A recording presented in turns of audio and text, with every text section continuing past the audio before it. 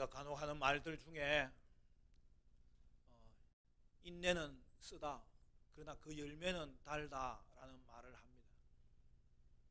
저도 학창 시절에 고3 때 책상맡에 이 문구 적어놓고 공부했던 것 같아요. 그리고 오늘 이 시대를 살아가는 성도에게 무엇보다 필요한 것은 믿음의 인내입니다.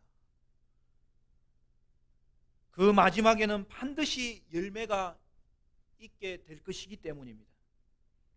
오늘 본문은 최후의 심판에 대해서 말씀합니다. 최후의 심판이 얼마나 엄중한지를 명확하게 구체적으로 보여주고 있습니다. 하나님을 대적하는 불신자가 그 대상이 될 것을 분명하게 말하고 있습니다. 여러분, 이 세상에서 가장 어리석은 자가 누구일까요? 그것은 이 땅의 잠시의 안식을 위하여 마지막 때의 영원한 안식을 누리는 자입니다. 여러분, 이 땅의 고통이 지나면 저와 여러분에게는 영원한 천국이 있습니다. 그러므로 이 땅에서 가장 어리석은 자는 세상이 주는 잠시의 즐거움을 누리다가 마지막 날에 하나님의 영원한 심판과 고통에 들어가는 것입니다. 그러므로 성도는 이 땅을 살아갈 때에 세상이 주는 유혹과 고통과 타협 속에서도 믿음과 인내를 지켜야 하겠고, 장래에 하나님이 기필코 주시는 그 영원한 안식, 영원한 즐거움, 완전한 안식을 소망하며 살아야 되는 것입니다. 여러분, 세상이 주는 고통은 잠깐이에요. 세상이 주는 즐거움도 잠깐이에요. 그러나 마지막에 있는 지옥의 고통은 영원해요. 꺼지지 않아요. 사랑하는 여러분, 이래도 우리가 예수를 믿지 않겠습니까?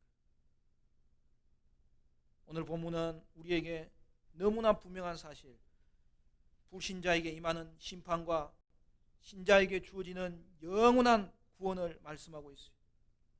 그러면 우리는 복음을 믿고 최후의 심판에 들어가지 않아야 되겠는데, 그 이유가 과연 무엇인지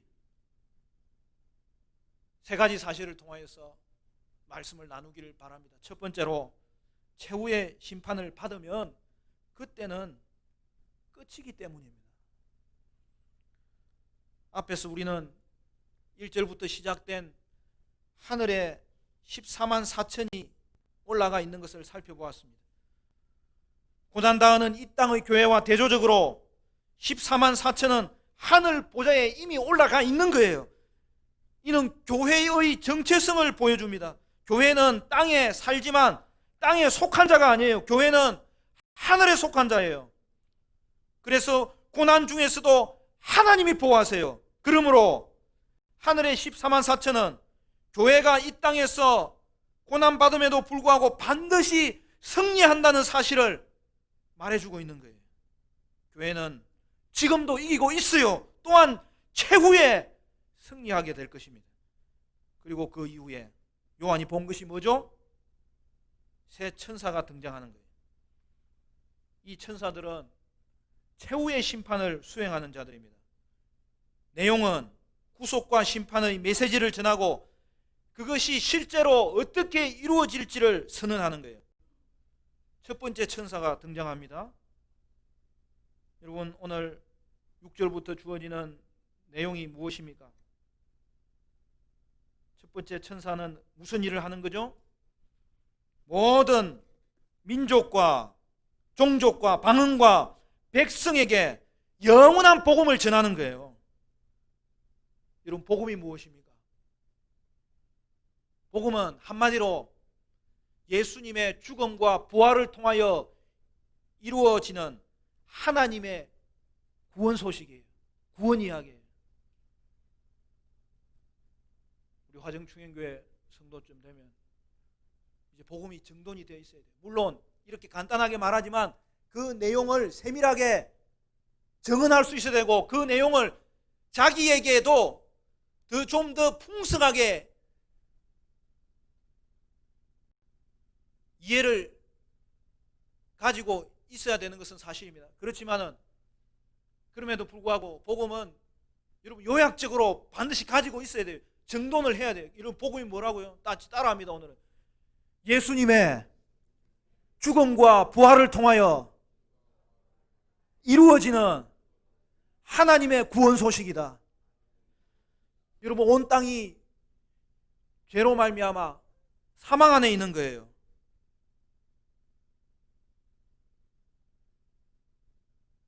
그런 우리에게 하나님의 구원이 임하는 소식입니다. 그래서 복된 소식이에요. 그래서 기쁜 소식이에요. 그러므로 먼저 복음의 핵심은 예수님이에요. 예수님의 복음이에요. 예수를 믿고 회개함으로 구원을 받습니다. 예수님이 우리의 유일한 구주요 왕이시기 때문입니다. 또한 하나님 나라의 복음이에요. 왕이신 예수님으로 말미암아 이 땅에 하나님의 나라가 임하고 완성되기 때문입니다. 따라서 우리는 왕이신 예수님이 복음 그 자체고 그로 인하여 이 땅에 임한 하나님의 나라가 복음이고 그 나라에 있는 백성을 이제 부를 수 있기 때문에 얼마든지 부르시는 주의 백성들로 그 초대에 응할 때마다 하나님 나라를 이 땅에서도 소유하게 되는 놀라운 은혜의 역사를 경험하게 되는 것이죠. 그래서 오늘 본문에는 복음을 뭐라고 했어요? 영원한 복음이라고 말하는 거예요. 그런데 이 복음을 믿어야 하는 이유가 등장합니다. 마지막 때가 가까웠기 때문입니다. 복음을 믿지 않는 자는 자신의 죄로 말미암아 심판받기 때문입니다. 그러므로 모든 인생은 하나님을 두려워함으로 그에게 영광을 돌려야 합니다. 그에게 마땅한 경배를 돌려야 합니다. 그러므로 구원의 최종 목적은 하나님께 영광과 경배를 올려드리는 거예요. 최후의 심판을 피하기 위해서는 모든 인생은 회개함으로 하나님을 두려워하고 영광은 하나님께 돌려야 되는 거예요. 그렇지 않으면 마지막 날에 최후의 심판이 임합니다. 우리 모두는 하나님 앞에 서게 됩니다. 바로 여기에 복음 전파의 당위성이 등장합니다. 영원한 복음을 듣고 믿는 자는 구원을 받는데 믿지 않는 자에게는 최후의 심판이 임하는 것이죠. 복음은 들어도 되고 안 들어도 되는 것이 아니고 복음은 전해도 되고 안 전해도 되는 것이 아니라는 거예요. 우리 모두가 하나님의 진노를 대비해야 되는 거예요. 그게 다가오고 있는 거예요. 그러므로 오늘 우리는 반드시 주의 복음을 전해야 됩니다. 우리는 영원한 복음을 전해야 되고 또한 믿어야 됩니다. 그러나 아직은 끝이 아니에요. 지금은 아직 끝이 아니에요. 여러분, 이 땅에서 망하면 다시 일어설 수 있어요. 오죽했으면 불이 나도 잘 산다고 했겠어요. 불이 나면 아무것도 가진 것이 없기 때문에 그동안 의지했던 것이 소용이 없고 그동안 가지고 있었던 것이 소용이 없다는 이 생각의 전환이 일어나는 거예요. 여러분, 망해도 이 땅에서 망하는 것이 낫습니다. 도리어 이 땅에서 망하는 것은 영적인 기회에 이를 수가 있어요. 이 땅에서는 망해도 다시 일어설 수 있어요. 이 땅에서는 아무리 망해도 다시 시작할 수 있어요. 아직은 기회가 있어요. 그러나 최후의 심판 날에는 다시는 기회가 없어요. 그것으로 끝이에요. 여러분, 그러므로 망해도 지금 망하는 것이 복입니다. 어떤 일이 있어도 예수를 믿고 구원을 받아 최후의 심판은 준비해야 됩니다. 영원한 복음에는 영원한 심판도 그 내용에 들어있는 거예요. 두 번째로 최후의 심판으로 인한 고통은 영원한 고통이기 때문입니다. 8절 말씀에 뭐라고 되어 있죠? 우리 8절 말씀 같이 읽어볼까요? 8절 다 같이 시작. 또 다른 천사 곧 둘째가 그 뒤를 따라 말하되 무너졌도다 무너졌도다 큰 성 바벨론이여 모든 나라에게 그의 음행으로 말미암아 진노의 포도주를 먹이던 자로다 하더라. 둘째 천사가 등장하는데 그는 바벨론의 멸망을 선언합니다. 바벨론에게는 하나님의 진노가 임하는 것을 선언합니다. 여러분 요한계시록에 바벨론 멸망 선언은 3번 등장합니다. 이제 오늘 본문에 처음 등장했고요. 여러분 오늘 우리가 계시록을 강의하는 중에 지금 어디에 와 있는지 조금 알 필요가 있어요. 요한계시록에는 4개의 환상이 등장한다고 우리가 그 구조를 살펴보았잖아요. 수론부에 승리하신 예수님과 7교회 메시지가 등장하고 이제 본론부에 하늘 성전과 재앙 시리즈 환상이 등장했잖아요. 그래서 우리는 지금 7인 재앙을 살펴봤고 7 나팔 재앙을 살펴봤는데 그 중간에 삽입이 하나 등장한 거예요. 교회론 삽입입니다. 오늘 이 땅 가운데 하나님이 이 역사를 어떻게 이끌어 가시는지가 이 본론이에요. 요한계시록의 본론은 예수님의 초림으로 인한 하나님의 나라가 시작되었다는 것과 그것이 재림 때 나타나기까지 이 땅의 현실이 무엇인지를 보여주는 게 핵심이에요. 그래서 본론은 하나의 큰 환상으로 되어 있다는 거죠. 하늘 성전을 보여주는 것은 그 하늘 성전에서 본 것이 땅에 그대로 이루어지는 사실을 우리에게 확인시켜 주는 거예요. 그래서 거기에는 3가지 심판 시리즈가 나왔잖아요. 그리고 거기에는 인심판 시리즈, 나팔 심판 시리즈, 그리고 오늘 본문 다음부터는 이제 대접 심판 시리즈가 나오는데 그 중간에 이 삽이 등장하는 이유는 뭐라고요? 이 재앙의 시대 가운데 하나님의 교회는 어떤 모습으로 서 있을 것이냐, 어떤 존재냐는 것을 보여주는 거잖아요. 그래서 오늘 우리는 교회가 알아야 될 이 땅의 영적 전투가 무엇인지 살펴보는 중에 이제 하나님께 속한 자는 최후의 심판 가운데 구원을 얻을 것과 하나님을 대적하는 불신자는 영원한 심판과 영원한 멸망과 그리하여 영원한 안식을 빼앗기게 될 것을 성경이 말하는 중에 바벨론의 멸망이 그 결론이 될 것이라는 것을 오늘 본문에서 이제 비로소 가르쳐 주는 거예요. 그리고 16장에 가면 7 대접 심판의 마지막 7째 대접 심판의 이 부분이 등장합니다. 그리고 이제 17장, 18장은 바벨론의 멸망을 더 세밀하게 말씀하고 19장, 20장은 그로 인한 최후의 심판이 어떻게 될지를 말씀하고 그래서 결론부에는 환상이 2개예요.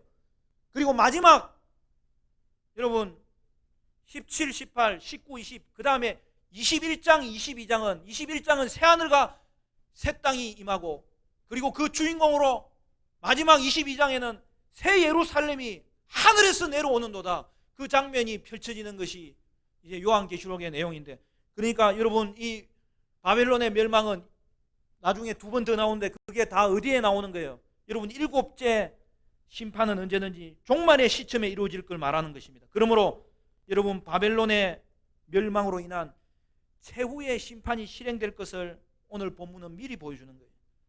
여러분 바벨론은 누구입니까? 구약에서 하나님의 백성을 정복한 제국입니다. 그러나 결국 바벨론은 그들의 교만과 음행으로 인하여 하나님의 진노가 그들에게 임하고 그들은 멸망하게 됩니다.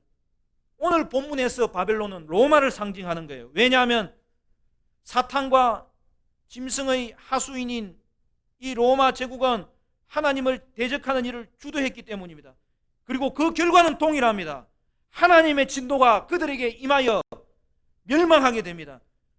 이것은 지금의 로마도 멸망하게 될 것을 말씀하는 것이고, 또한 이 땅의 모든 하나님을 대적하는 권세들은 최후의 심판에서 반드시 멸망하게 될 것을 보여주고 있는 거예요. 문제는 바벨론의 유혹에 넘어간 자들, 바벨론의 후기를 쫓아서 타협한 자들, 바벨론의 우상을 같이 경배한 자들에게 어떤 일이 일어나느냐 하는 것입니다. 그들도 동일하게 하나님을 대적하고 하나님의 백성을 핍박하던 자로서 바벨론의 멸망은 전주고, 그를 따르는 모든 믿지 않는 자들이 심판당할 것을 성경은 오늘 본문에 너무나 정확하게 보여주고 있습니다. 그것이 세 번째 천사의 선언이에요. 여러분 9절부터 있는 이 말씀을 읽을 때마다 여러분 우리가 이가 떨리고 발이 떨리는 것 아닙니까?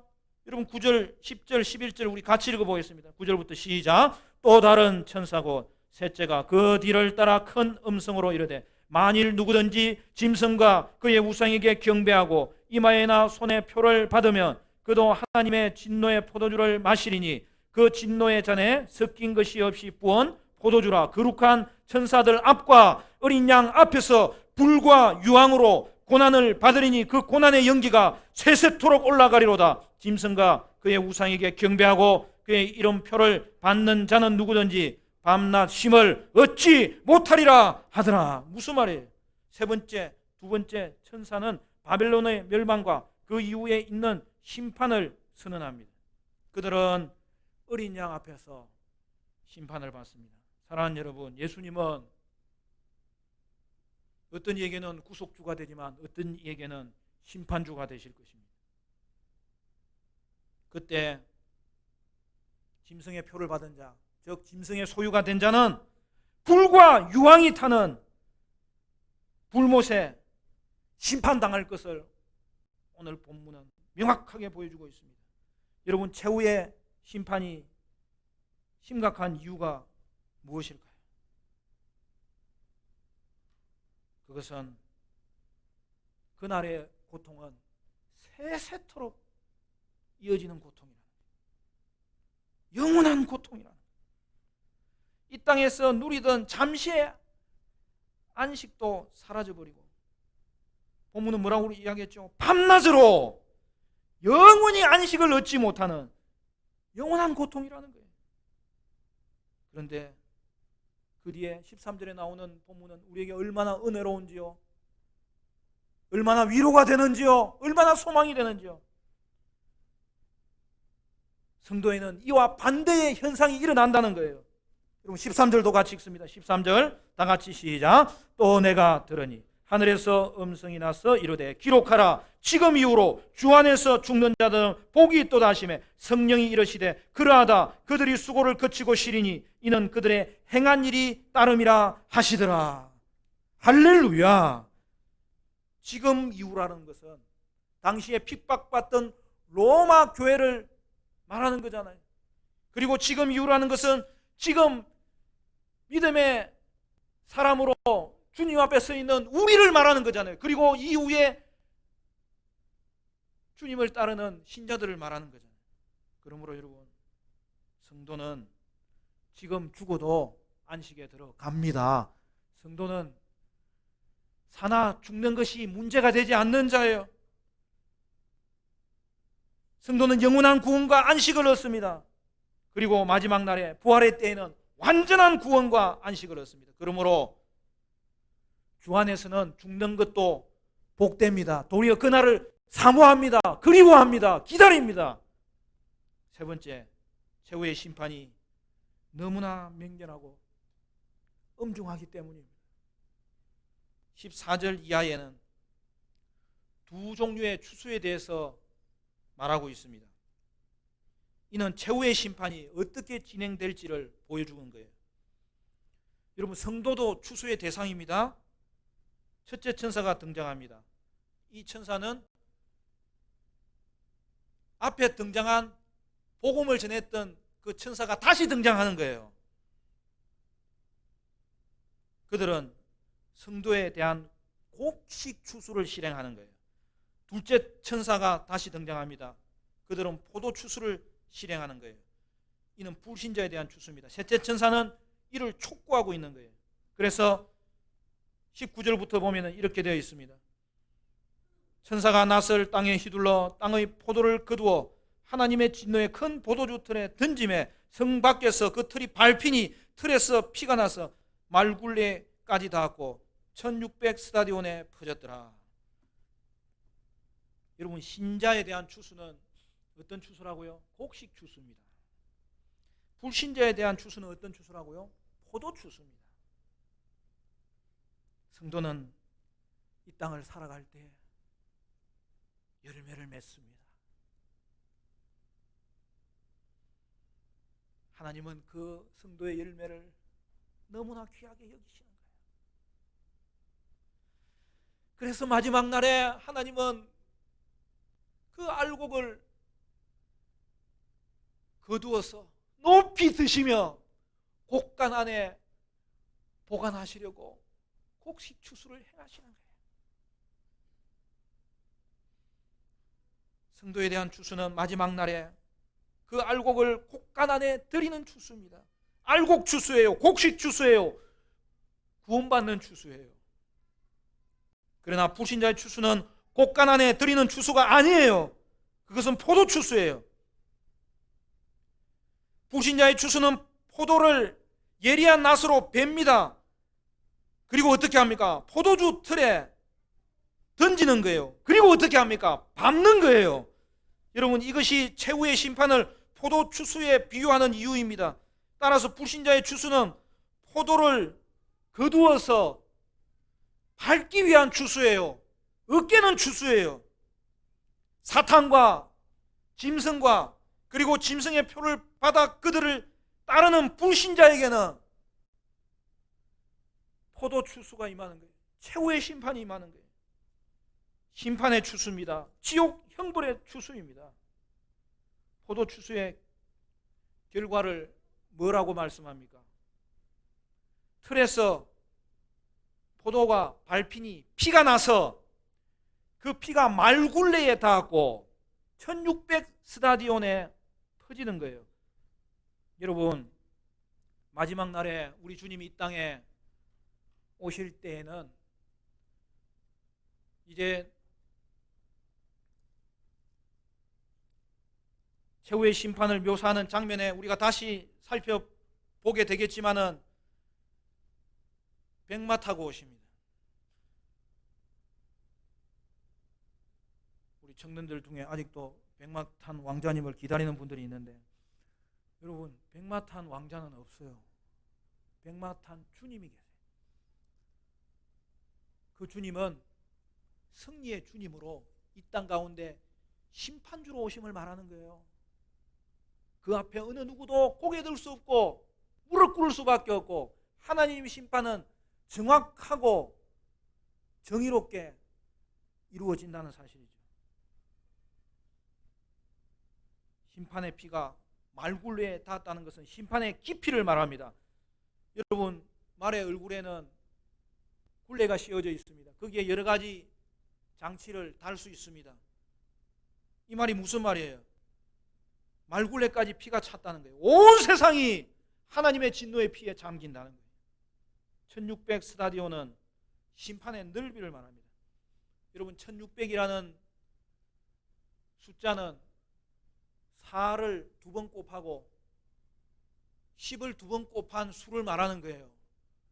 여러분, 4는 전체를 의미합니다. 사방으로 퍼지는 것을 말하는 것입니다. 10은 권세의 수예요. 그러니까 2번 나왔다는 것은 강조하면서 하나님의 최후의 심판은 온 세상을 대상으로 하고 모든 권세를 대상으로 한다는 거예요. 여러분, 1 스타디온은 200m를 말합니다. 약 그런 거예요. 그 정도보다 조금 모자라는데, 그러면 1600 스타디온은 320km를 말하는 거예요. 여러분, 이는 이스라엘의 북쪽 국경인 시리아에서부터 남쪽 국경인 애굽 강해까지 이르는 이 거리를 말하는 거예요.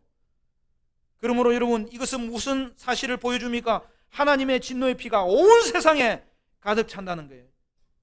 여러분, 이것은 최후의 심판이 얼마나 맹렬하고 엄중하고 심각한지를 보여주는 거예요. 그러므로 사랑하는 성도 여러분, 우리 중에 그 어떤 누구도 하나님의 심판의 대상이 되어서는 안 됩니다.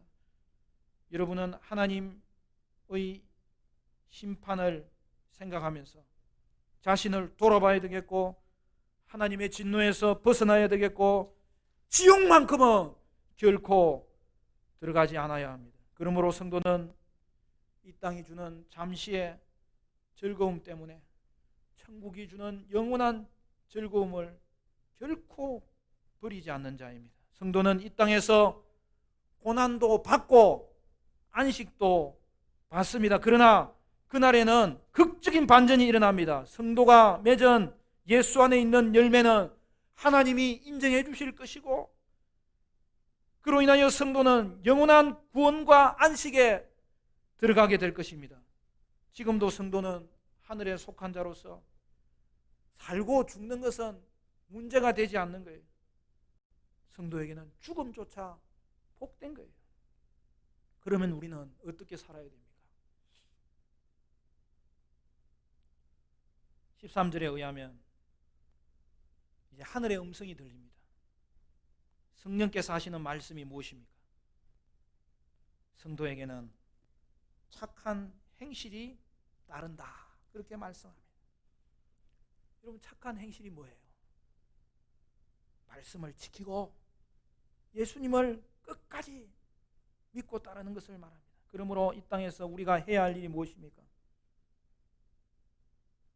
이 땅에서 성도는 예수를 잘 믿어야 됩니다. 또한 그의 말씀을 따르며 지켜야 되는 것입니다. 믿음은 예수를 잘 믿는 것이고, 인내는 주의 말씀을 끝까지 지키는 거예요.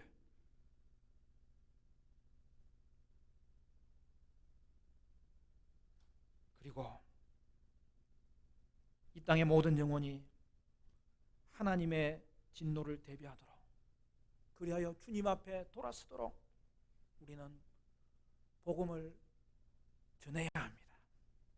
사랑하는 성도 여러분, 여러분은 예수님을 잘 믿고 있습니까?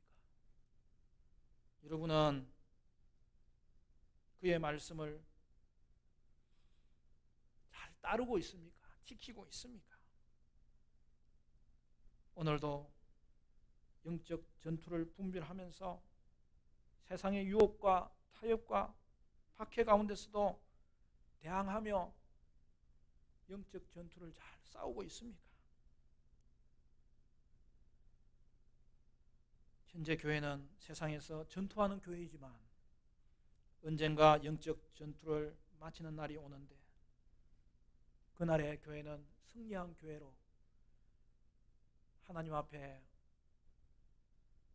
거둬질 것입니다. 올라갈 것입니다. 하나님이 인정해 주시고 상 주시고 칭찬하시고, 우리는 주님을 얼굴과 얼굴을 대하여 보듯이 우리의 구원이 완성될 것입니다. 사랑하는 성도 여러분,